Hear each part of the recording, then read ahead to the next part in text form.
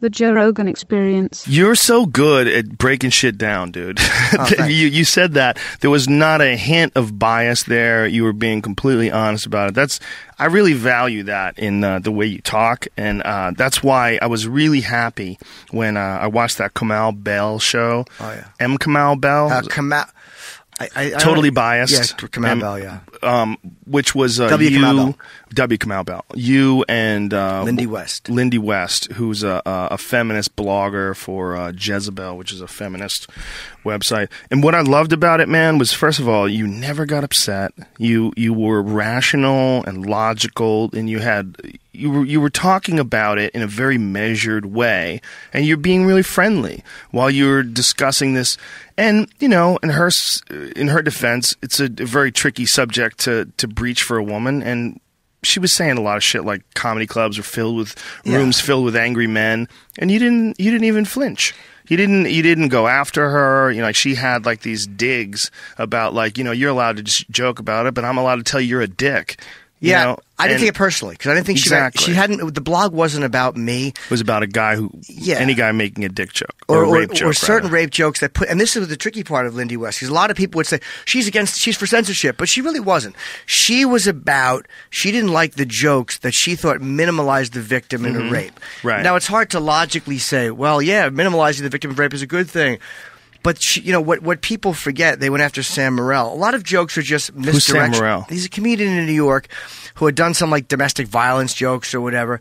But in a misdirection joke, you go for the most obvious or opposite thing. So that sometimes it is a expect. violent. Yeah. Sometimes, like I did one joke, and this didn't come up in that show, but like I was talking about seeing a girl. Now, I don't know if she had a good time or was raped in a porta potty. I'm not going to go through the whole joke before, but it was at a concert, an outdoor concert. So the two most opposite things I could think of, if I said I didn't know if she had a good time or not a very good time, who gives a shit? Fuck you. Exactly. Raped in a porta potty. You're painting a picture. Yeah. If I said I didn't know if she was beaten in a porta potty or raped in a porta potty, nobody would have laughed because they're too close. So the fact, I'm explaining this to the audience, not to you. Yes, right. The fact that you take two things that are such polar opposites, sometimes the polar opposite you land on for the joke is a horrible thing that minimalizes the victim. And every Catholic priest joke is somehow minimalizing the victim. Comedy does that, and I don't believe that it has to just be speaking truth to power. I think that's part of it. But I think that as long as your intention is genuinely to be funny and not to humiliate a person for real, I think it's allowable, and it has to be because it gets to be too subjective after that. Well, it's an art form, and if you don't like that art form, I completely and totally understand that. Sure. You don't have to participate in the shows. You don't have to go. But when you're being like hypercritical about it and trying to get people to stop doing it, you're going to make it so that art form is not available. Like the really fucked up thing that you don't mean art form is not available. Just like rap music. I mean, what is going on in rap music? Are they really running around killing people and selling cocaine every day? No, most of what they're doing is talking shit about something. Right. It's no different than the movie Scarface. Nobody really died in that movie, right. Okay? You're painting a picture. It's a gross, horrific picture, but some people like that. They like to watch Scarface. They like to listen to rap music. They want to hear a dirty comic say horrendous, inappropriate things that are fucked up. One of my favorites is Otto and George. He would say some of the most fucked up, ridiculous, over-the-top shit, but the reason why he did it is because that's like what shocks the shit out of you and makes you laugh when you least expect it, and it was like well-crafted on top of that. He made me laugh harder than anybody's ever made me laugh in a club we were doing in a pizzeria in Pennsylvania. And he said something, it was barbarism, and it made me. It was because the imagery was such. It was such poetry that he flew off the top with, and it was awful. And have I ever told you the story? No. And it won't hold. Like if I say it now, it's not going to be the greatest joke. But the beauty of it, we were in a pizzeria. It was an awful gig, and it was like we're like real pizzeria bench seats. It stunk. Right. And there was a bar next to it, and I'm watching. Otto's just up there fucking struggling and hating it. And in the middle of this dirty act, the booker's girlfriend walks down the aisle with her 7-year-old son, which was so inappropriate. And everybody looked, and it just derails the show. And Otto just said, because everyone looked So the puppet addressed it, right, and said, "Oh, isn't that cute? I'd like to grab him by the ankles and smash his skull onto a fucking sink." And it was a Caligula reference to the end of Caligula, and it made me the speed at which he put those words together and the violence attached to that. And the imagery of that, I've never laughed harder at anything anybody's ever said in a comedy club because I knew what had just happened.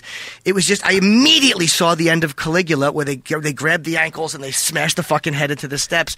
And I'm like, the genius to pull that out in this moment and word it that quickly. It was beauty. It was beauty, but it was a horrible thing. And nobody laughed because of course they didn't. This is a Philly pizzeria. Nobody understood how funny that was. Because if he had just said that and I hadn't seen Caligula, I might not have laughed as hard. But the fact that I immediately saw what he did with it, I wanted to hug him for that. I'm like, you brilliant, brilliant guy. He's a brilliant fuck, man. He's a very funny guy. And his style of comedy, much like Dice's style of comedy, is ridiculous, over the top, things they don't really mean. Like Dice has some bit about how a woman gets pregnant, and it's one of the most hilarious, ridiculous bits because it goes into like this medical or how you can make a gay kid. Like how, like, it's so fucking ridiculous. Yeah, idiocy. It's complete idiot, but it's hilarious. And for people to say that that's a homophobic joke or that's like, he doesn't mean a word he's saying. Do you understand that this is like an art piece that you're watching? This is just a ridiculous, over-the-top art piece. And for you to say that it's not, for you to say that I shouldn't be enjoying it, well, then we have to go with a fine-tooth comb over virtually all of pop culture. Every song, we have to find out what the true meaning behind movies are, what's the implication on society, because it can't just be humor. It's a dumb way of looking at it because it's a joke. If it's a stand-up comedy show, it's a fucking joke. At least in that sense, there's no excuse.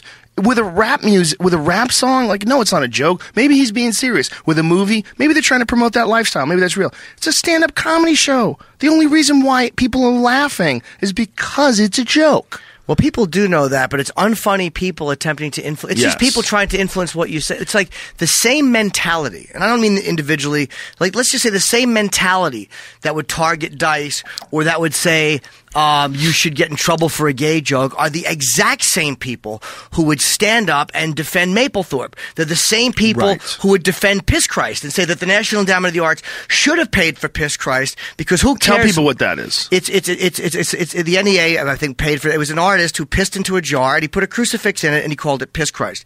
Now, I don't think that that's particularly clever, but it doesn't offend me on any level. And here's more inconsistencies. The same people. It was clever. Yeah, I mean, it was, look, I wouldn't mind I wish I would have thought of that. I mean, I couldn't fill a jar with my piss. It would have been like, It took weeks. Yeah, it really would. It's a big jar, too. It's very impressive. Yeah, it's a 2-kegger. But the fact that they support that, and they're the same people who would have attacked Giuliani for going after the fucking Brooklyn Museum of Art because an African artist painted the Virgin Mary in dung. So they would call him a fascist for that.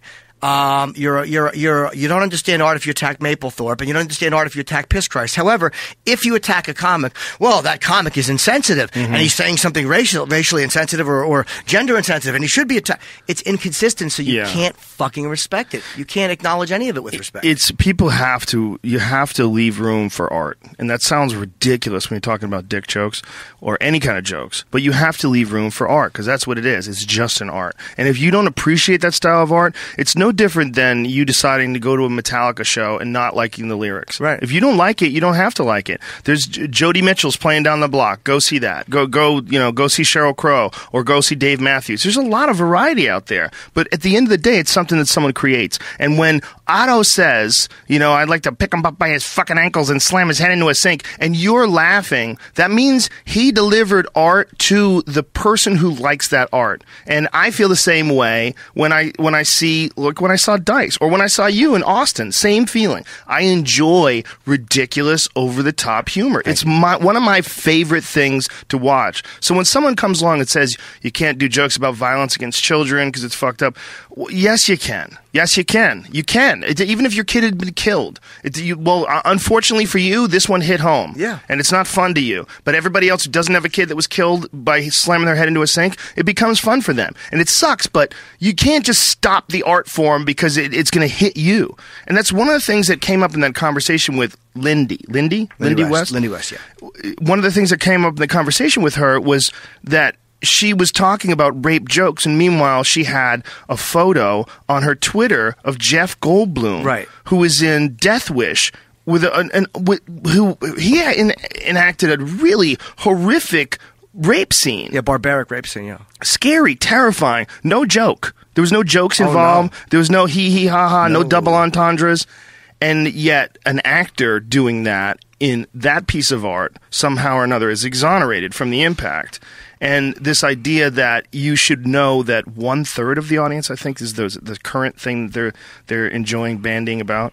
When people talk about, I shouldn't say they're enjoying, I don't want to dismiss it, but the people who really believe this, believe that 1/3 of all women have been either sexually assaulted or raped. And there's people that dispute that, and it's a lot of it is based on a certain study from, I believe it was 1987, and there was a lot of questions that are very controversial in that study. Like they'd say, have you ever had sex with someone and then regretted it, or we were coerced into having sex, and things along those lines. They called all of those rape. Sure. And so then I think their findings was like 1 in 5, but now people are saying it's 1 in 3. Whatever the fuck it is. Yeah. The idea that you have to you have to censor yourself because of you can choose to. Sure. You can choose to if that's your style of comedy. You can choose to. But for you to get mad at someone who doesn't choose to, it's like, ooh, this is a slippery slope. And I know people don't think it's a slippery slope because you think it's all just about protecting people's feelings, especially victims' feelings. And I see your point, but at the end of the day, we're going to have to go over this whole motherfucker with a fine-tooth comb if you want to do that. You can't just single out stand-up comedy because it's coming from one person and not a giant movie where a woman gets assaulted and beaten or raped or whatever. I mean, all of it has to be looked at. You have to look at the whole thing. See, I also feel like I give myself the same credit I give the audience. Like, I really do. And it's like we all say we want to just treat people like you want to be treated. Well, I treat the audience with the same level of intellectual respect that I want. And I went and saw Joan Rivers, and it's the edgiest set I've ever seen a comic do. And I mean, this is a few years ago at the Cutting Room in New York. She's doing 9/11 jokes. I mean, fucking brutal. And I literally wanted to cry at the end of it because I'm like, that is what we should be doing. It is taking everything horrible that we experience, and I mean horrible, and making a room full of people laugh about it. And when we walked out of there, my feelings about 9/11 had not changed. My feelings about rape, my feelings about AIDS. Not one thing she said made me value those real experiences less. Not one thing she said made me devalue anything, made me lose respect for the horror of 9/11. Nothing changed for me other than I was able to temporarily laugh at something that I knew was awful. So why wouldn't I give my audience the same credit for being able to come to the conclusion I came to watching Joan Rivers? Well, to take their argument, it would be because you haven't been raped, you haven't been murdered, you didn't lose loved ones in 9/11, and that what you should be doing by omitting rape jokes is you should be avoiding triggers. You get PTSD triggers, Sure. avoiding people freaking out and thinking about their rape while they're at a comedy show just trying to have a good time. And so their opinion is set up entirely to protect the victims of these crimes. It's not like a person like you has a certain sensibility about 9/11. Joan Rivers defies that sensibility but does it in a humorous way, and you walk away with the same opinions that you had going in, because that's not really what you're dealing with. What you're dealing with is a victimization crime, a crime where someone's been dehumanized, and them being in the audience watching you talk about that, you should be more sensitive than that. So that's their argument. Their point is that it's a very good argument in a lot of ways. My point back to them would be, I do understand that, but like I said, whenever I talk about Tiger Woods' text messages, I reveal my own. I talk about my own. I also talk about things that have injured me. Right. I talk about my own suicide attempts, my own sexual proclivity. So I include Well, you do. You certainly everything do. horrible and things that have affected me and things that haven't. It's not like I exclude things. And if you break down humor like that, like you said, fine-tooth comb, every single joke, or 90% of the jokes you do, unless you're talking about balloons or bouncing a ball, have hurt somebody. Well, you talk about, oh my God, was I drunk driving? Oh my God, that's children being killed by drunk driving is not fun. If we get that literal with humor, then almost all jokes comics tell are going to be up for a careful examination. And I think Matt and Trey said it's either all okay or none of it's okay. I won't make pedophile jokes when Kevin fucking Bacon can't play him in The Woodsman. I won't do gun jokes when fucking Hollywood can't tell me how bad guns are, and then they make a movie called Two Guns, which I have no objection to. But then don't fucking preach to me about guns, motherfuckers. Yeah, exactly. It's like just, I don't care what you do as an artist. Leave me alone as an artist. I don't tell you what to do. Don't tell me what to do. That's all it is. No, your point is dead on, and it's a very important point. The idea of censorship. I can understand that people don't want someone in the audience to be impacted negatively about you making light of something that's a horrific crime that they've suffered from personally. Yeah. But that doesn't mean you should stop. Okay? And it doesn't mean that you're a dick either. What it means is you're saying something that hits them personally. And, then maybe you shouldn't go see Jim Norton. And that sounds like a fucked up thing to say, but really that's the reality of the situation. It's just what you're doing is a style of art. People who don't want to be scared don't go see The Conjuring or The Evil Dead because I don't like horror movies. How come nobody's trying to stop horror movies? People that don't like them don't go to see them. Right. So the same way should be with certain types of humor. And when you break it down, what's the worst that can happen? If you see something, like, am I going to talk about something that they don't show on Law and Order constantly? Jesus, the whole thing's a fucking rape murder fest. Everything people like is a rape or a murder or some kind of voyeurism. And I will acknowledge and honor people's abhorrence to violence when there's an accident in the southbound lane and the traffic in my lane doesn't slow down. People slow down to look because they want to see it. They want to fucking see it on some level, but they don't admit they want to see it. And I hate their lack of admission. Well, there's a weird exclusion thing too. If you're discussing rape and you're not discussing murder, if you have anything that involves rape in a tweet or something, you're a piece of shit, or you should have had a trigger warning in there. Like, this is the attitude that a lot of people are taking about this stuff. But why doesn't anybody have the same issues about murders? You can talk about a murder. You can talk it's very rare that people get upset at murder jokes or murder movies or anything murder. But there was a Obama thing recently where Obama said that he could have been Trayvon Martin. And I said, you know who else he could have been? He could have been a little kid that got killed by drones. Right.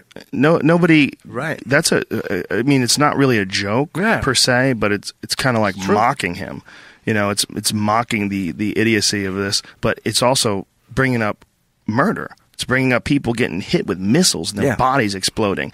Why is that image any less disturbing than the image of rape? Are they equally disturbing? Are they both off the menu? Or why are we only going with rape off the menu? How come there's like zero push to take murder off the menu? Their argument would be because, and again, this is what they would say, is because rape, murder victims or murder you're not taught to be silent about murder.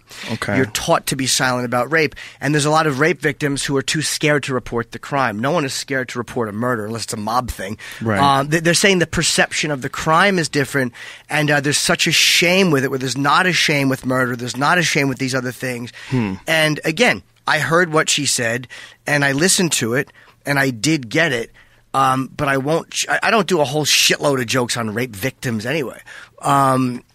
But if that's the case, and it probably is the case, then be for castration of rapists, or fight the fact that the recidivism rate is so high in these fucking pigs because they're being let out of jail. Like, fight that. Yeah. Don't worry about what dumb jokes. Contributing to a fucking rape culture is nonsense, and it is to say a comedian contributes to rape culture is simply bullshit, and it's simplistic thinking.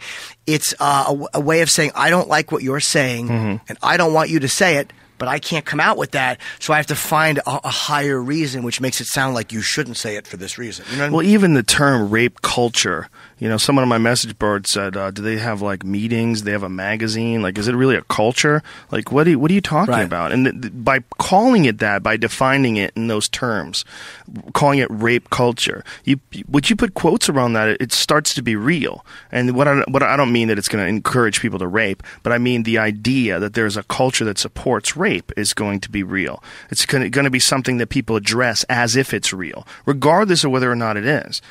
Is it real that people rape? Absolutely. But is it real that our culture supports it? Fuck no, man. Of course not.